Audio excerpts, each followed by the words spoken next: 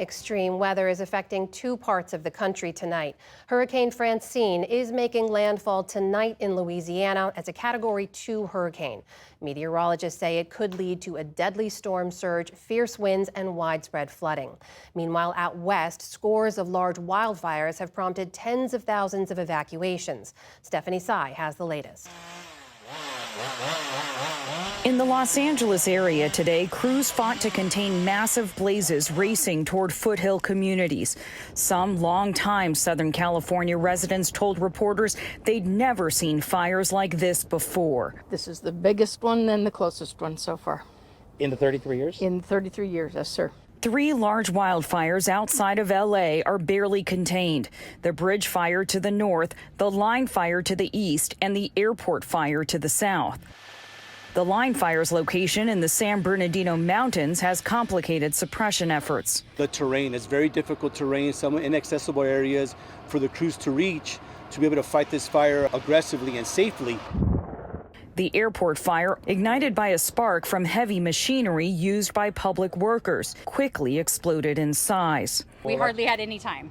Some Orange County residents evacuated as the fire reached homes. We had a packing list. We've done this a couple times in the past, so we grabbed all the stuff we needed and it's in the car down here at the bottom of the hill. To the north, the Bridge Fire tore through a popular ski area and destroyed dozens of homes in the villages of Mount Baldy and Wrightwood. But no state is battling more large wildfires than Oregon, with 24 blazes burning right now. Idaho is dealing with 22, while tinderbox conditions plague the west. The southeast, particularly Louisiana, is bracing for an onslaught of water from Hurricane Francine. For days now, we've been prepping for the storm. We have high water vehicles, boats, you name it. Extra deputies out on patrol right now until this is concluded. Now they're hunkering down for a storm forecasters say could bring up to 12 inches of rain and a storm surge as high as 10 feet. For the PBS NewsHour, I'm Stephanie Sy. The U.S. is sending $700 million in new humanitarian aid to Ukraine to help the country's battered energy grid. The announcement came as Secretary of State Antony Blinken and the new British Foreign Secretary, David Lammy, traveled together to Ukraine. The UK is also providing hundreds of millions of dollars in assistance. President Volodymyr Zelensky has been asking for permission to use Western-supplied weapons to strike deep inside Russia, which the U.S. has so far denied. At a press conference today, Secretary Blinken said he would take the issue of missiles back to Washington to brief the president. We have adjusted and adapted as needs have changed, as the battlefield has changed, and I have no doubt that we'll continue to do that as this evolves. The question of whether Ukraine can fire deeper into Russia is also due to come up when Britain's Prime Minister Keir Starmer visits Washington later this week. He's due to meet with President Biden at the White House on Friday. Back in this country, a group of state and local election officials from across America is warning that problems with the U.S. Postal Service could disrupt voting in the upcoming presidential election. In a letter to the head of the USPS today, they cited widespread delays receiving mail-in ballots during primary elections, as well as mail being returned as undeliverable, which could disenfranchise voters. In an interview last month, U.S. Postmaster General Louis DeJoy insisted the USPS is ready to handle the flood of election mail come November. Inflation reached a 3-year low last month, thanks largely to cooling gas prices. Today's report showed consumer prices rising just 2.5% in August compared to the same month last year. That's down from July's reading of 2.9% and a far cry from the 9.1% inflation we saw back in 2022. Today's report comes as Federal Reserve officials prepare to cut interest rates next week for the first time since early 2020. On Wall Street today, stocks ended higher following that inflation data.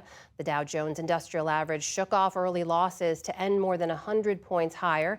The Nasdaq jumped nearly 370 points, or more than 2%.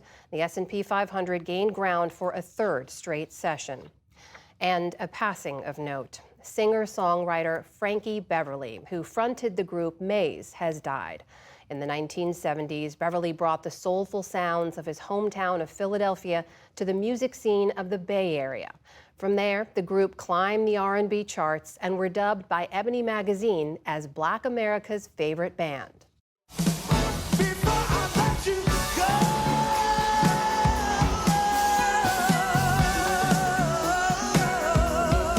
Anthems like Before I Let Go played at countless summer cookouts and family reunions over the years.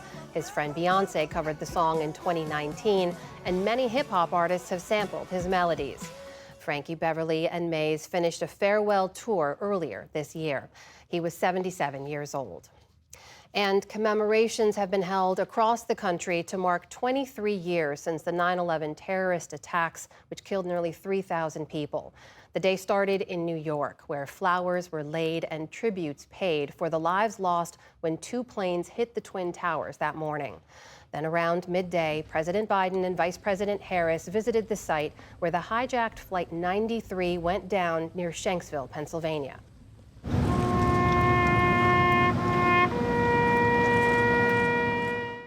And this afternoon at the Pentagon, Biden and Harris joined Defense Secretary Lloyd Austin to pay respects to the 184 people killed there. Still to come on the News Hour, a look at how Donald Trump's proposal to increase tariffs on China would affect U.S. consumers. President Biden responds to Israel's claim that the killing of an American in the West Bank was unintentional. And how social media has fundamentally changed the way Americans engage in politics. This is the PBS NewsHour from WETA Studios in Washington and in the West from the Walter Cronkite School of Journalism at Arizona State University.